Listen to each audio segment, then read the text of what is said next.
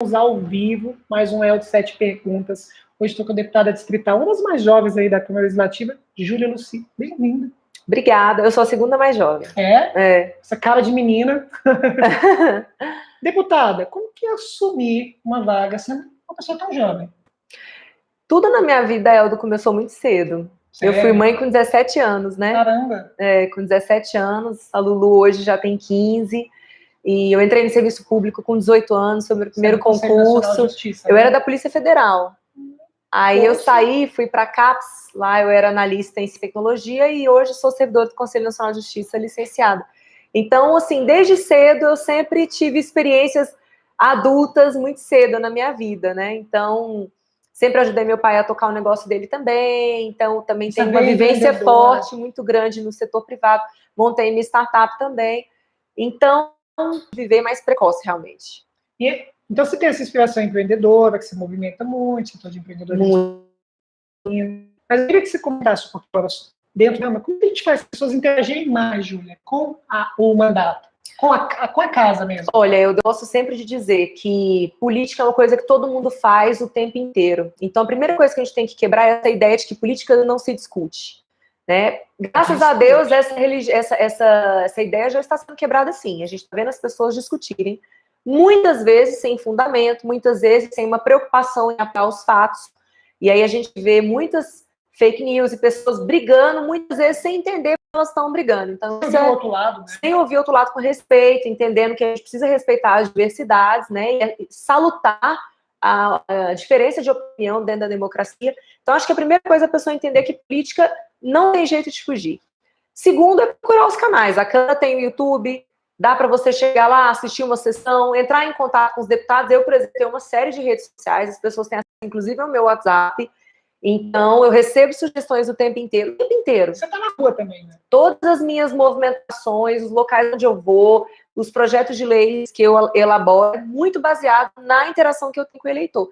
Então, assim, eu acho que a Câmara, esse papel de ela ir nas cidades satélites, como nós já fizemos isso no Recanto, é muito bom, é legal. Então, quando estiver na sua cidade, vá a essa sessão da Câmara, mas saiba que a casa é sua, que você tem todo o direito de entrar a qualquer momento, conversar com os deputados, o espaço é do povo. Então, eu acho que a Câmara já começou a se abrir mais.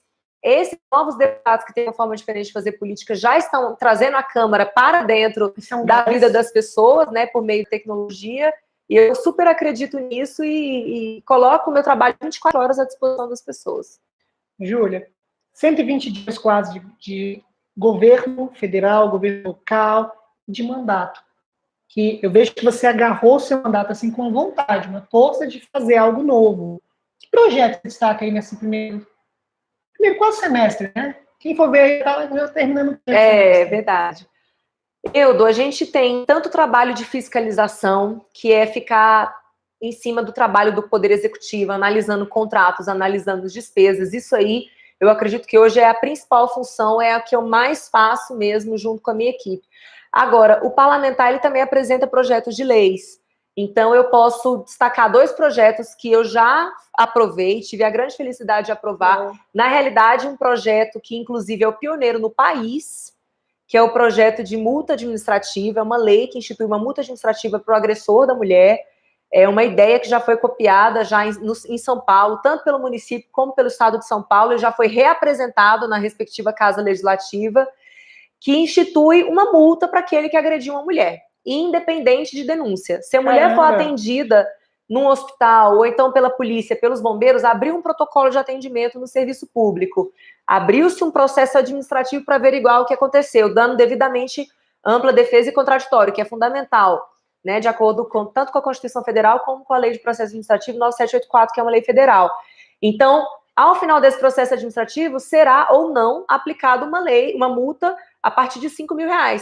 Então, da mesma forma que a multa trouxe uma mudança de cultura para as pessoas aqui em Brasília começarem a usar cinto de segurança, por exemplo, a gente espera ter uma mudança de comportamento nesse agressor, porque sabemos que a violência contra a mulher ela é escalável, ela começa com um xingamento, ela começa com uma violência psicológica, na realidade 80% dos casos de violência doméstica de registro da Lei Maria da Penha são de violência psicológica.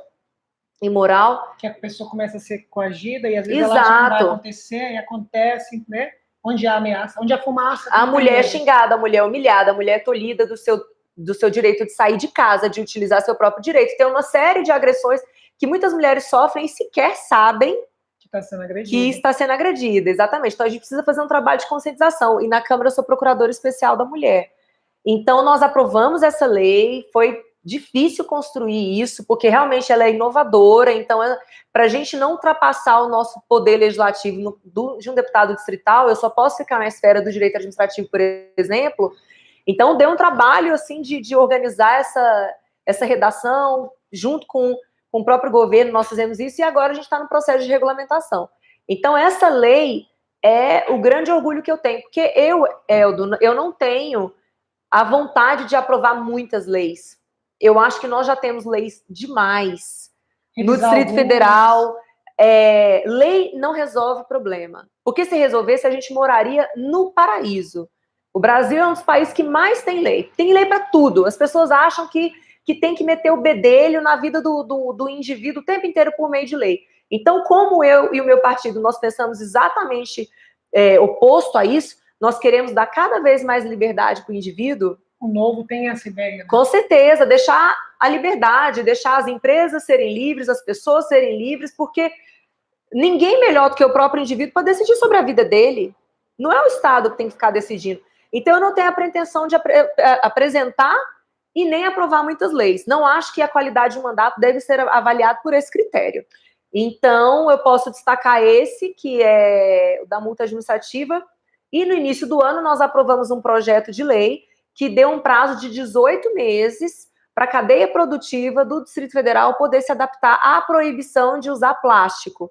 Né? E também restringimos essa proibição apenas a copos e canudos. Porque é um hábito muito grande em Brasília. Né? Sim, porque no início do ano foi sancionada uma lei que proibia qualquer embalagem de plástico. Qualquer. Então a gente está falando o seguinte, da extinção do serviço de delivery. Canudinho, copinho, né? O saquinho do cachorro-quente, a embalagem que leva a sua comida para sua casa. Poxa, já era minha vida. Inviável. Impossível. Pede almoço todo dia na rua. Impossível, não tinha como aplicar essa lei. Então, como o setor produtivo ficou extremamente preocupado, tinha gente que já estava fazendo estoque de copo descartável e guardando dentro do porta-mala do carro, para a pessoa praticamente no papel de traficante de copo descartável. Então, nós conseguimos reduzir essa proibição. Ela vai ser agora restrita a copos e canudos e agora todo mundo tem um prazo de 18 meses para poder se adaptar. Que é um tempo ideal. Júlia, acompanhe o seu mandato pelo site, pela imprensa, que as pessoas têm falado, você tem sido bem falada no setor produtivo, no setor social, nos blogueiros. E queria te fazer uma pergunta assim, bem direta. Qual que é o teu legado dentro do Legislativo? O que você pensa em passar, deixar e construir lá dentro? Eu fiz a minha campanha inteira dizendo que eu não ia prometer nada. A única coisa que eu prometi foi incomodar. Eu prometi incomodar. Eu sei que eu sou uma pedrinha num sistema muito forte, uma engrenagem já azeitada, já de longa data. Brasília, infelizmente, é loteada, é saqueada desde sempre. Então, a minha promessa sempre foi essa, eu vou estar ali para ser aquela pedrinha que está no sapato incomodando. Então, que é a essência dentro de deputado distrital, né? Sim, então assim, agora, para que eu quero incomodar? Eu quero incomodar para construir.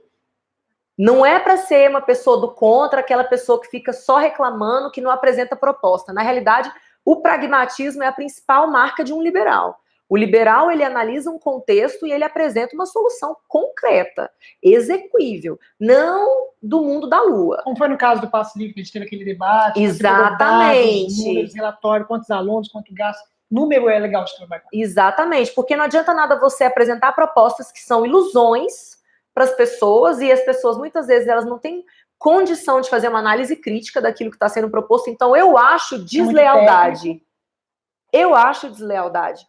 Quando um deputado chega e apresenta uma proposta que ele sabe que não está na competência dele, que ele sabe que extrapolou e muito, mas mesmo assim ele apresenta. Isso é deslealdade. Passa até pela lei orgânica, né? Exato. Então, assim, não é assim que eu trabalho. Eu sou extremamente sincero o tempo inteiro. Eu chego e falo, olha, isso é possível de fazer, isso não é possível de fazer, isso aqui eu vou tentar, isso aqui eu nem tento. Eu falo isso o tempo inteiro, eu acho que é por isso que as portas acabam se abrindo muito para mim, porque as pessoas sentem. E o legado que eu quero deixar é esse, de um político que chegou lá, trabalhou muito e foi honesto e não transigiu nos seus valores. Porque está na hora da gente ter orgulho de quem é líder nesse país. A gente está em frangalhos como país porque as nossas lideranças só nos decepcionaram. Então, eu quero, momentaneamente na minha vida, eu estou nesse papel. Então, enquanto eu estiver nesse papel, eu quero inspirar. Porque é possível, sim, ser correto. Nunca chegou nenhuma proposta errada para mim, Eldo. Chocado. Nunca Chocado. chegou. Nunca chegou. Não tem coragem de cutucar a Júlia de forma errada. Nunca chegou de jeito nenhum. Ainda e eu tenho certeza, eu acredito que não vai chegar. Né? Porque as pessoas já perceberam o jeito de lidar. Então, tem muita gente que trata mal o político, e eu entendo, né, que tem um preconceito. Eu muitas vezes chego no lugar, a pessoa não sabe a minha trajetória, mas ficou sabendo que eu sou deputada e me trata mal. Isso acontece muito. Então, assim, eu entendo esse sentimento, porque é muita decepção, é muita coisa errada, mas, gente, vamos construir uma nova realidade. Um novo legado, um novo jeito de fazer. Vamos, todos nós, cada um na sua função. Ju, que visão que você tem? 24 deputados distritais, 24 deputados distritais que representam aí quase 3 milhões de habitantes, quase 4 milhões se juntar ao entorno dessa 7ª legislatura da Câmara. Eu acho que é uma legislatura que tem uma expectativa muito grande em cima dela, porque houve uma renovação de quase 2/3. 16 pessoas. Mas assim, o que eu costumo dizer é que não basta ser um rostinho novo. É importante você analisar a prática. Porque se você está lá pela primeira vez, é um rosto novo, mas a sua prática é a de sempre, eu não vejo vantagem. Né? Na realidade, é arriscado até, porque... Isso soma para a população. Exato, né? Porque aí se há uma decepção, as pessoas falam assim, peraí, mas na hora que eu renovei não deu certo, e agora, o que eu vou fazer? Né? Mas enfim, faz parte de um processo mesmo de amadurecimento da democracia brasileira. A gente viveu agora essa onda de absoluta renovação. Talvez nas próximas eleições as pessoas não enxerguem mais na renovação como a única saída, a única solução. Talvez as pessoas comecem a observar que a gente tem que selecionar por conduta, por prática partidária, que é muito importante. Quer saber como é que vai ser o desempenho do mandatário ao longo do mandato dele? Veja como é que ele fez a campanha, quanto que ele gastou na campanha dele. Se a pessoa saiu prometendo emprego para todo mundo, ela não vai ser diferente, gente. Ela vai ter que fazer acordo para poder cumprir. Né? Exatamente. Se ela te prometer uma cirurgia, ela não está sendo boazinha. A verdade é essa. E a gente tem que ficar o tempo inteiro quebrando isso, esse jeito antigo de política. Hoje mesmo eu estava visitando um lugar e uma senhora falou assim, olha, você me desculpa, mas você é deputada, eu vou aproveitar a situação, eu queria que você me ajudasse a comprar um aparelho para o meu filho. Falei, mas como é que é esse aparelho? Quanto que é? Ele, 3 mil e pouco. Eu falei, mas eu não tenho dinheiro para isso. Aparelho de quê que você ia? Era para adaptar no volante. Eu falei, mas ele trabalha com Uber? Não, é porque ele precisa do aparelho. Eu falei, gente, que noção é essa? O que se espera de um político? Não é essa a função, não é esse paternalismo. E, Eldo, gente, não tem segredo. Tem uma regra chamada não existe almoço grátis. Eu já vi isso dela. Aquele dinheiro que está ali saiu de algum lugar. Não é do bolso do deputado, gente. Acorda para a vida. Não é. Então, eu só quero deixar recursos para cada segmento que às vezes não estão sendo bem aproveitados. Sim, mas definitivamente não há nenhuma verba à disposição de um parlamentar para ele comprar remédio para o eleitor, para ele comprar um aparelho, para ele bancar uma festa. Não tem. Se algum político está fazendo isso, ele pegou esse dinheiro de uma outra despesa que ele fez, aí ele precisou tirar uma nota fria para pegar aquele dinheiro e pôr nesse tipo de despesa. Então, gente, vamos acordar. Não vamos achar isso normal mais, vamos repreender esse tipo de prática, porque depende da população. Na hora que a população começar a dizer não, como já está fazendo, é importante a gente destacar isso, aí a prática política vai mudar. Já tem uma mudança de hábito dentro desse sistema. Acho que Brasília já está avançando. Tem sim, tem demais. Porque durante a minha campanha, sempre quando alguém chegava e falava assim, se você for eleita, você vai me dar um emprego? Eu falava, não. Eu não assumo esse compromisso, eu não sei como é que vai ser meu gabinete, quais vão ser as necessidades. O meu compromisso é ser a melhor deputada possível. É te representar, é fiscalizar, é denunciar, é ser honesta, é ser extremamente trabalhadora, mas eu não te prometo emprego. E muitas pessoas falavam assim, muito bem, era isso que eu queria escutar. Chocado. Muitas pessoas, entendeu? Então, assim, a gente já está nesse processo, mas é importante a gente ficar falando isso, porque às vezes, quando eu digo não, eu percebo decepção no olhar da pessoa, aí eu explico como é que funciona. Então, é importante a gente, e depois que eu explico, a pessoa entende. Até, né? Então, não tem nada de graça, gente. Sabe o que me preocupa? Eu estava pensando um dia desse, até com um grupo de amigos extremamente formadores de opinião. Apesar de jornalista, formado em letras, estou formando em pedagogia, adoro educação. Falta no sistema educacional política e empreendedorismo. Demais. Tipo, deverzinho de casa que demais. Estão cortando os conhecimentos, mas se tivesse essas duas disciplinas para o povo pensar um pouco mais, não só história, não só dizer como é que abre o negócio, política e empreendedorismo dentro do quadro da formação do jovem. Porque é o conhecimento para a vida, né? Para tudo. Para tudo. A gente cresce na escola achando que política é do mal, é ruim, não presta, o Brasil não precisa de política. Exatamente. Vão decidir sobre você se vai usar carro elétrico ou não vai? A política que vai definir isso. Exatamente. Porque é ela que cuida do orçamento público, né? Que vem dos impostos, então... Gil, eu tenho uma pergunta para você. Aquela perguntinha que você pergunta para o teu estado, bem no finalzinho da entrevista. O que tu tá achando do governo libanês? Bem no final, assim.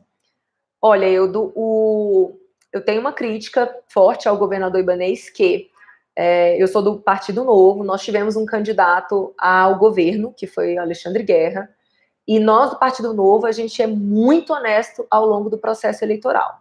Né? Então, nós temos as nossas propostas, inclusive nós registramos em cartório. Caramba. E a gente é muito honesto para o nosso eleitor. Então, eu vou te dar um exemplo. Questão de privatização. Nós sempre falamos, somos favoráveis. Somos favoráveis porque as empresas estão falidas, porque não temos mais condições de ficar aportando recurso público nas empresas e a gente busca uma eficiência. A gente acha que o Estado tem que atuar saúde, educação, segurança e infraestrutura, nesse último caso, preferencialmente com iniciativa privada, porque o volume de investimento é muito alto, então é importante que a gente atraia parceiros. Mas, enfim, nós sempre falamos isso, vamos privatizar, especialmente o metrô. O governador ibanês, pelo contrário, assinou termos com segmentos de servidores e funcionários públicos de que não faria privatizações, e de que daria aumentos às categorias, coisa que nós também fomos muito sinceros, não temos condições de dar aumento. Fazer compromisso sem conhecer o fluxo de caixa e a realidade institucional. Na realidade, já dava para conhecer. Não sei se tão profundamente. Eu sempre achei que o metrô era riquíssimo, que é tão lotado aquele trem, então eu tinha imaginado isso aqui deve faturar muito. Não, mas é natural que metrôs sejam deficitários. O que a gente tem que buscar é ter menos prejuízo. Tecnologia de alto padrão, tem custo alto. E buscar outras fontes de receita, como também publicidade, enfim, tem várias alternativas aí. Verdade. Investir várias formas de você empreender dentro do governo, né? E assim, até questão de salário, né? A gente tem uma folha muito alta dentro do metrô, que não se compatibiliza com o preço de mercado. Então é difícil a gente sustentar uma operação como essa. Complicado. E esse é o caso das outras empresas também. Então, a gente foi muito honesto na nossa campanha. Nós desagradamos categorias que se pautam apenas nisso, porque nós temos categorias que só querem saber do aumento para si. Isso é triste. Sem pensar no retorno que Brasília, que as não pessoas... interessa quem está ali fazendo a campanha. A categoria só quer um compromisso de que vai ter um aumento. Então, é uma forma infantil, inclusive, de viver a vida. Né? Parece aquela criança que faz birra para a mãe dar o chocolate na hora do almoço. Então está na hora do povo amadurecer. E nós somos honestos na nossa campanha, nós somos muito sinceros, mas o governador adotou uma outra linha e agora ele está fazendo muito diferente do que ele falou. Então isso eu acho muito triste, sabe?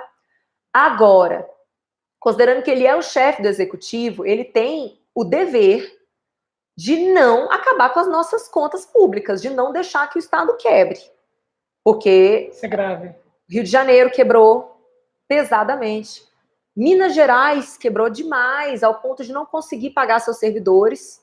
A sorte de Minas é que agora ela está sendo governada pelo Partido Novo. Aí a gente está conseguindo organizar o Estado, porque a gente tem uma outra visão. Cortamos todos os tipos de despesa possível, né? E iniciativas interessantes, como colocar apenados do sistema prisional para fazer trabalhos de manutenção de jardim, por exemplo. Então a gente dá dignidade para o apenado.